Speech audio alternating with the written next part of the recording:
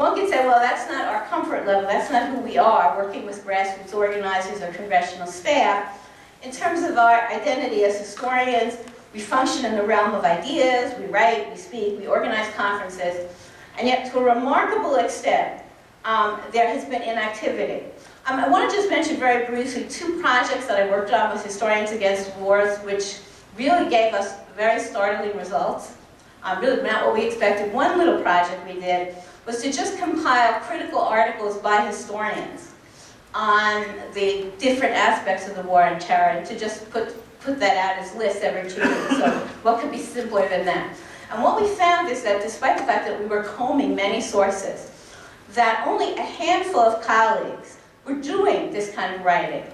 Juan Cole, the guy who never sleeps, the omnipresent Andrew Basovich, retired Professor Stanley Cutler and on civil liberties, and a very small crew of Middle East specialists, and of course some Latin American specialists such as Greg, but mostly a crashing silence.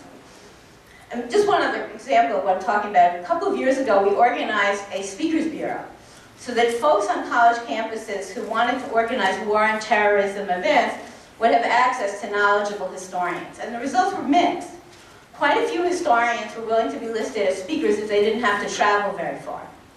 But when we asked historians around the country to let us know what campus events were taking place, whether or not they used our speakers or even whatever, what we found was that very little was happening on college campuses, even in terms of formal presentations. Now, these little projects that we did, I'm sure that we implemented them poorly in lots of ways, and missed articles, and we missed campus events. But nevertheless, we really found a kind of silence that we, really had not anticipated from people in our profession.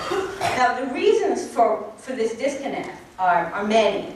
And they include the fact that we're not political scientists, that no one wants to hear critics, and the list goes on and on. But I think there's been a genuine abdication of responsibility by historians that cannot simply be placed on external influences. And I just want to mention 2 factors here, not to convince everybody, but to at least initiate a conversation I think we need to have. 2 reasons why I think we have been not nearly as present or useful as we might have been. One, ironically, is the effect of the Vietnam War on my generation of historians.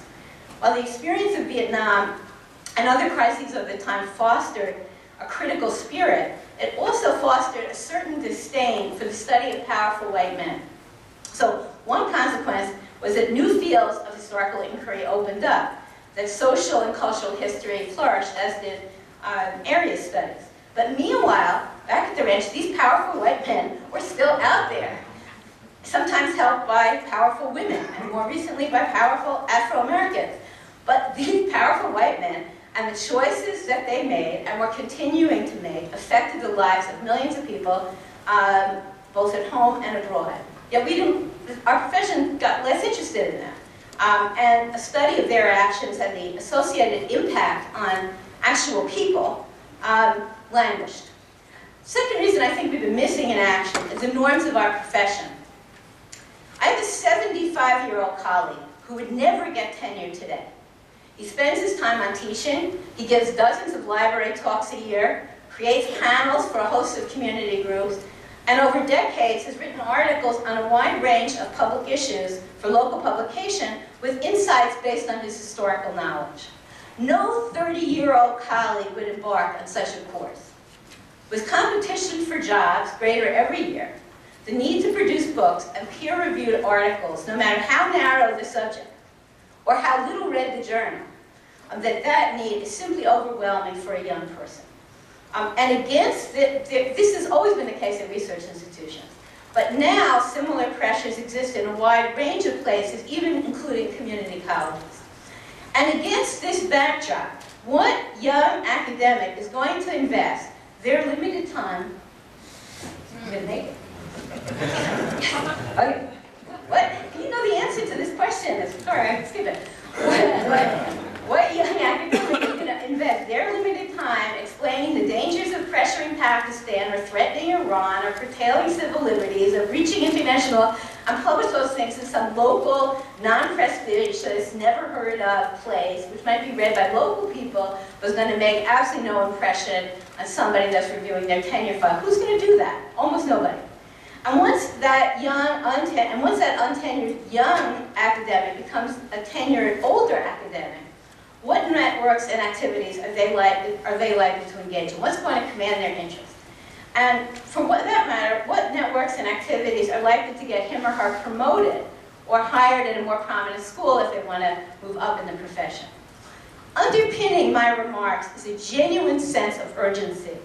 One might argue that the Cold War was more dangerous, with its possibilities of an apocalyptic end, but the US war on terror is dangerous enough to give us all pause. And the ability of ordinary Americans today to affect their government is perhaps less than it has ever been. And the domestic sinews of our country is even more frayed than it's ever been. The point of my remarks is not to suggest that all we need is a team of historians riding into the rescue with those facts no one ever heard.